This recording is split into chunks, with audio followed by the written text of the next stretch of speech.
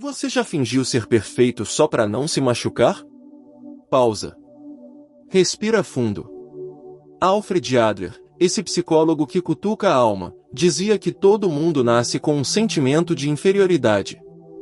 Não é defeito, é combustível. Mas a maioria de nós? A gente corre dessa verdade. Esconde as falhas atrás de máscaras, de planos infalíveis, de posts editados. E aí, o que sobra? Uma vida pela metade, cheia de quase e sem ousadia. Essa fuga não é só um hábito passageiro, é uma estratégia de sobrevivência que, ironicamente, nos impede de viver de verdade. Pense nisso. Quantas oportunidades perdemos por medo de não sermos bons o suficiente? Adler nos convida a olhar para dentro, a questionar essas barreiras que construímos, e a descobrir que a verdadeira força reside exatamente onde achamos fraqueza.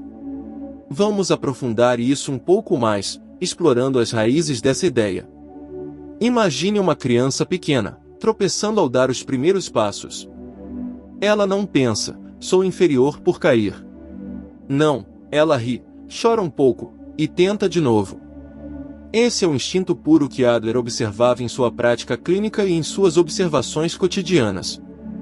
Ele, um dos pioneiros da psicologia individual, fundou sua escola nos primórdios do século XX, influenciado por Freud, mas divergindo ao focar no social e no striving for superiority, o esforço para superar a inferioridade. Não era sobre ser melhor que os outros, mas sobre crescer pessoalmente, sobre um desenvolvimento holístico que integra o indivíduo à comunidade. Em seus livros, como O Sentido da Vida e Estudo da Criança, ele explora como esse sentimento inicial nos motiva de maneiras profundas. Se o usamos bem, vira drive para conquistas reais, como aprender uma nova habilidade ou construir relacionamentos duradouros. Mas e quando negamos? Aí, criamos compensações tóxicas, o perfeccionismo que paralisa, a arrogância que isola, ou até a autossabotagem que nos mantém em zonas de conforto estagnadas. Adler via isso como um desvio do caminho natural de crescimento, onde o indivíduo se afasta de sua potencialidade em favor de uma ilusão de controle.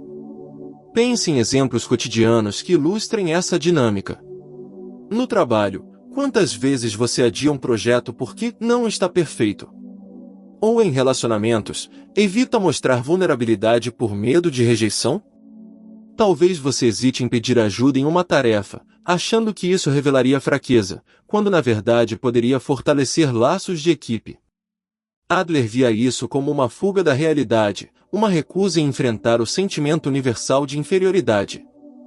Ele cunhou o termo complexo de inferioridade não como algo patológico, mas como universal, presente em todos desde o nascimento, decorrente da dependência inicial do bebê. A chave é a coragem para a inferioridade, como ele a chamava, uma aceitação ativa que transforma a fraqueza em força. Não é resignação, é empoderamento, um ato deliberado de abraçar o incompleto para se tornar completo. Por exemplo, um artista que pinta seu primeiro quadro, cheio de erros, mas o expõe publicamente. Ele não espera aplausos imediatos, ele aprende com as críticas, ajusta o traço, e evolui. Sem essa coragem, o quadro fica na gaveta, e o talento, adormecido. Imagine o oposto, um músico que nunca sobe ao palco por medo de errar uma nota, sua música morre em silêncio, privada do mundo. Agora, o contraste. O que a gente faz todo dia? Perfeccionismo como escudo. Só posto se estiver impecável. Só arrisco se ganhar certeza. Resultado? Paralisia por análise, onde o medo de falhar nos congela no lugar. Vamos ilustrar com uma história real, inspirada nos casos que Adler tratava em sua clínica em Viena. Suponha uma jovem profissional, vamos chamá-la de Ana. Ela sonha em abrir seu próprio negócio, talvez uma cafeteria acolhedora onde as pessoas se sintam em casa. Mas toda ideia é descartada porque não é boa o suficiente, o menu não é inovador, o local não é ideal, o plano financeiro tem lacunas. Meses viram anos, e o sonho evapora em uma rotina segura, mas vazia, de um emprego corporativo que paga as contas mas não alimenta a alma. O perfeccionismo aqui é um mecanismo de defesa, melhor não tentar do que falhar e confirmar a inferioridade que ela sente desde a infância, talvez por comparações com irmãos mais bem-sucedidos. Adler argumentaria que isso é uma ilusão perigosa. A falha não confirma a fraqueza, ela revela oportunidades escondidas, caminhos alternativos que a perfeição cega. Em sessões terapêuticas, ele incentivava pacientes a experimentarem pequenas imperfeições, como admitir um erro em uma reunião de trabalho ou compartilhar uma dúvida com um colega, e observarem o mundo não desabar, mas se abrir para colaborações inesperadas e aprendizados profundos. Anna, se guiada por Adler, poderia começar com um pop-up temporário, imperfeito e experimental, e descobrir que os erros iniciais, como um café mal passado, levam a receitas melhores e clientes leais. Adler propõe o oposto, vulnerabilidade como força. Frases curtas, R. Sinta. Cresça. Mas vamos expandir essa reflexão, conectando-a a insights modernos que reforçam sua visão. Porque no fundo, a perfeição é a ilusão que te prende, enquanto a imperfeição te solta para voar de verdade, sem amarras. Pense na neurociência moderna, que ecoa Adler de forma impressionante. O cérebro aprende mais com erros do que com acertos, através de processos como a plasticidade neural. Estudos, como os conduzidos por pesquisadores da Universidade de Stanford, mostram que a dopamina, o químico da recompensa, surge não só no sucesso, mas na persistência após o tropeço, criando circuitos de motivação duradouros. É como um músculo. Quanto mais você o usa, mais forte fica, adaptando-se a desafios crescentes. Em relacionamentos, por exemplo, casais que compartilham falhas constroem intimidade real, baseada em empatia mútua. Lembra de Brené Brown, que popularizou a vulnerabilidade em livros como A Coragem de Ser Imperfeito? Ela bebe diretamente da fonte de Adler, adaptando suas ideias para o século XXI. Uma pesquisa dela, envolvendo milhares de participantes, revela que pessoas perfeitas, obcecadas por imagem, relatam mais solidão e estresse, enquanto as imperfeitas, que se arriscam na autenticidade, forjam mais conexões autênticas e redes de apoio sólidas. Essa transição da teoria para a prática mostra como a coragem adleriana não é abstrata, ela se manifesta em conversas honestas que salvam amizades ou casamentos à beira do abismo.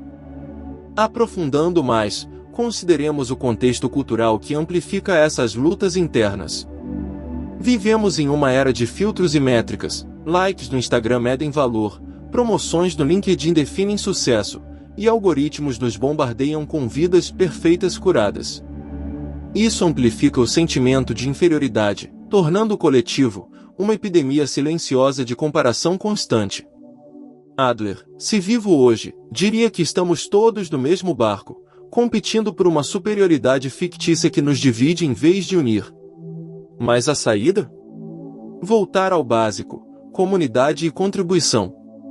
Sua psicologia enfatizava o sentido social, o que fazemos pelos outros nos cura, nos tira do egocentrismo da perfeição. Imagine um professor que admite não saber tudo em aula, talvez confessando que errou uma equação no quadro. Em vez de perder autoridade, ganha respeito genuíno dos alunos, que veem nele um humano relatável, não um pedestal inalcançável. Essa admissão imperfeita fomenta um ambiente de aprendizado mútuo, onde todos crescem juntos, compartilhando dúvidas e descobertas. Ou pense em líderes empresariais como o CEO da Buffett, que publica relatórios anuais de salário com transparência total, incluindo erros passados. Isso constrói confiança e inovação coletiva, provando que vulnerabilidade impulsiona equipes. E se hoje você baixasse a guarda? Deixasse uma falha brilhar sem vergonha?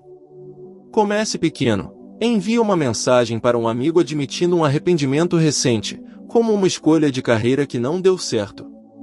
Ou no trabalho, apresente uma ideia crua, sem polimento excessivo, convidando feedback imediato. Adler diria que aí começa a vida real, não a performance ensaiada, mas a existência autêntica, cheia de texturas e surpresas. Vamos pensar em transições gentis para isso, passo a passo. Deixe o medo sussurrar, mas não mandar, Reconheça-o como um velho companheiro, não um tirano. Cada imperfeição revelada é um passo para a liberdade, uma rachadura na armadura que permite luz entrar. Reflita, quantas grandes invenções nasceram de falhas inesperadas. O post-it veio de uma cola que falhou em ser permanente, transformando um erro em um produto bilionário. Thomas Edison testou milhares de filamentos antes da lâmpada, dizendo que não falhou, mas encontrou 10.000 maneiras que não funcionavam. Sem abraçar a inferioridade como ponto de partida, nada disso aconteceria, a perseverança adleriana seria apenas teoria. Expandindo essa ideia, consideremos o impacto psicológico de longo prazo do perfeccionismo versus a coragem imperfeita. O perfeccionismo crônico leva a ansiedade generalizada, depressão clínica, burnout profissional e até problemas físicos como insônia crônica. Adler observava pacientes presos nesse ciclo vicioso, onde a busca pela perfeição virava autossabotagem, um loop onde o indivíduo se pune por nunca alcançar o impossível. A terapia adleriana usa técnicas práticas como a ação como se, haja como se fosse corajoso, mesmo tremendo por dentro, e a coragem vem gradualmente, através de repetição. Por exemplo, um escritor com bloqueio criativo, em vez de esperar inspiração perfeita, escreva o rascunho bagunçado, cheio de frases tortas e ideias soltas. O ato de criar, mesmo imperfeito, ativa o fluxo criativo, liberando endorfinas e construindo momentum. Estudos contemporâneos, como os de Carol Dweck sobre mindset de crescimento em seu livro Mindset, validam isso de forma empírica. Quem vê falhas como aprendizado progride mais que fixistas, obcecados por perfeição, que estagnam em platos de medo. Dweck's pesquisas em escolas mostram que alunos incentivados a abraçar erros melhoram notas e autoestima, ecoando a educação adleriana que valoriza o esforço sobre o resultado imaculado. Agora, uma transição suave para o pessoal. E você? Já parou para mapear suas máscaras pessoais, aquelas que veste sem perceber? Adler sugeria autoanálise reflexiva. Liste 3 imperfeições que esconde, talvez uma insegurança com o corpo, um histórico de fracassos românticos, ou uma habilidade técnica defasada, e pergunte, o que ganho mantendo-as ocultas? Provavelmente, uma falsa segurança, um escudo contra críticas imaginárias. O que perco? Oportunidades de conexão genuína e crescimento acelerado. Em um mundo pós-pandemia, onde vulnerabilidades foram expostas coletivamente, perdas familiares, medos existenciais, adaptações forçadas ao home office, há uma fome voraz por autenticidade. Pessoas compartilham histórias de luta nas redes sociais, de demissões repentinas a lições de isolamento, e o engajamento explode não por pena, mas por ressonância profunda. Eu também sinto isso, e não estou sozinho. Essa é a coragem imperfeita em ação, transformando isolamento em solidariedade global. Vamos adicionar camadas com exemplos históricos que iluminam essa jornada. Frida Kahlo, a pintora mexicana, transformou dor física e emocional em arte crua e inconfundível. Suas pinturas, como autorretratos com espinhos e lágrimas, mostram imperfeições do corpo e da alma, sem filtros ou edições. Ela não buscava a perfeição estética, buscava expressão autêntica de sua inferioridade sentida, decorrente de acidentes e traições. Resultado? Um legado que inspira milhões a abraçarem suas cicatrizes como fontes de beleza única. Ou Martin Luther King Jr., que em discursos icônicos como "Eu tenho um sonho" admitia dúvidas pessoais e fadiga, mas persistia pela causa da igualdade. Sua vulnerabilidade humanizava a luta pelos direitos civis, unindo pessoas de todas as origens em uma visão compartilhada. Adler aprovaria plenamente, a inferioridade compartilhada constrói solidariedade, transformando indivíduos isolados em movimentos coletivos. Outro exemplo, Marie Curie, pioneira da radioatividade, enfrentou ceticismo e falhas experimentais constantes, mas sua persistência, aceitando erros como parte do processo, levou a 2 Nobel e avanços científicos que mudaram o mundo. Refletindo mais fundo, o que impede essa coragem de florescer? Medo do julgamento social, raízes na infância talvez, pais exigentes que elogiavam só o perfeito, comparações escolares impiedosas, ou traumas de bullying que gravaram a lição de esconda para sobreviver. Adler explorava o estilo de vida formado cedo. Se crescemos acreditando que só o perfeito vale amor e aceitação, perpetuamos o ciclo em todas as áreas da vida adulta. Mas é mutável, maleável como argila. Terapia adleriana, leitura de obras como A Ciência da Alma dele, prática diária de mindfulness. Comece com um diário de imperfeições, celebrando cada uma como lição valiosa. Hoje errei uma apresentação, mas aprendi a improvisar melhor. Gradualmente, a máscara cai, e emerge o eu real, mais resiliente e conectado, capaz de navegar incertezas com graça. Transição para o coletivo. Imagine uma sociedade adleriana, onde imperfeições são celebradas como portais de empatia e inovação. Escolas ensinando a falhar bem através de projetos experimentais, sem notas punitivas por erros, empresas valorizando iterações sobre produtos finais impecáveis, como no modelo ágil de desenvolvimento de software.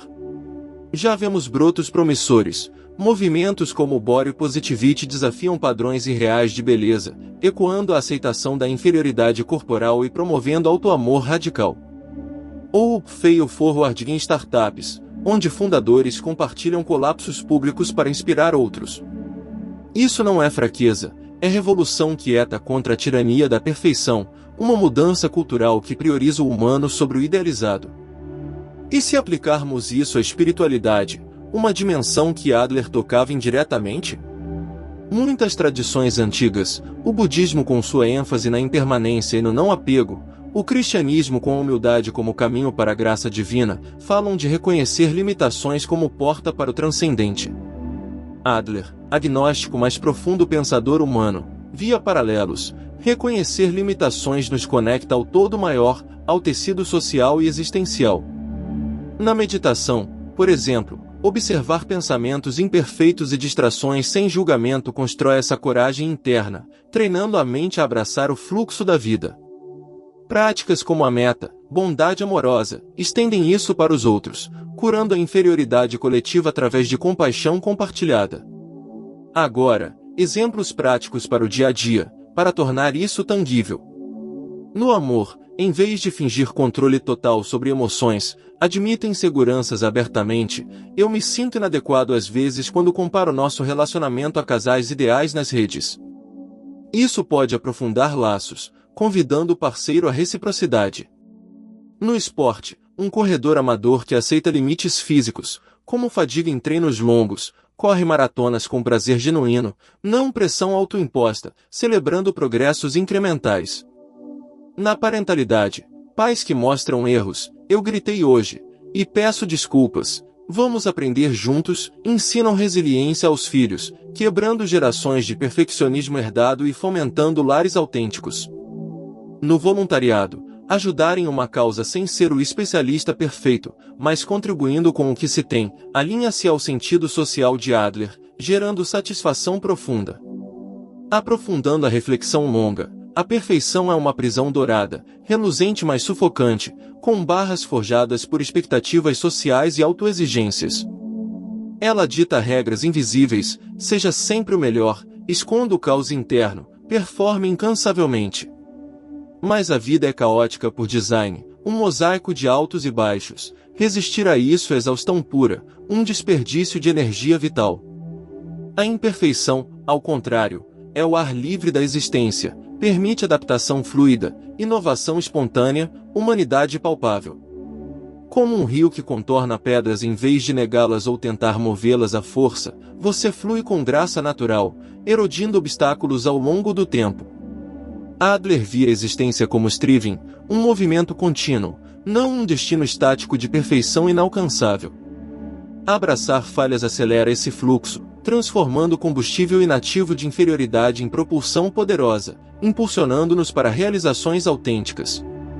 Considere as artes como espelho dessa verdade. Na literatura, o Grande Gatsby de F. Scott Fitzgerald explora a tragédia do perfeccionismo ilusório, onde J. Gatsby constrói uma fachada perfeita de riqueza e romance, mas perde a essência da vida real, terminando em ruína solitária. Lição adleriana clara: autenticidade, mesmo imperfeita e marcada por tropeços, sustenta mais que ilusões frágeis. Na música, Bob Dylan nunca poliu sua voz